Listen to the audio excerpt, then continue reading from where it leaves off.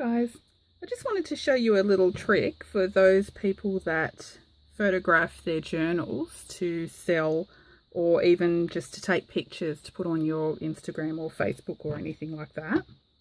Now, you know when you've just finished a journal and the pages aren't quite flattened yet because you haven't had the book closed for very long? So when you go to photograph it the first time, sometimes the pages still sit up like that. So if I wanted to, this journal's not embellished yet, but just say I wanted to photograph this page, you know how they sit up like that? And you sometimes see people with fingers in like that. And I used to do that as well. And it kind of bugs me. And then I was like, can I put a pen there or something? But that bugged me. So what I've been doing now, and I thought I'll just show you because I don't know why I didn't think of it before, but now what I do, just so I wanted to photograph that first page, but it keeps sitting up like that. And like, don't be worried about this when you first make a journal. After you've had the journal shut for a while, they tend to flatten down, especially if you've coffee dyed your papers, if you don't iron them, which I don't. Sometimes they're still ridgy. So the papers seem quite thick, but after a while they'll flatten down and become a lot straighter.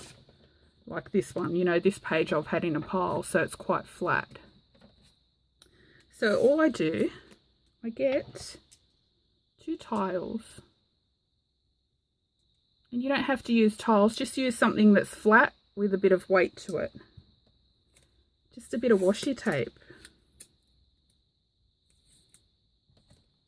And all I do is I just actually stick them down on the back of the page that I want to photograph.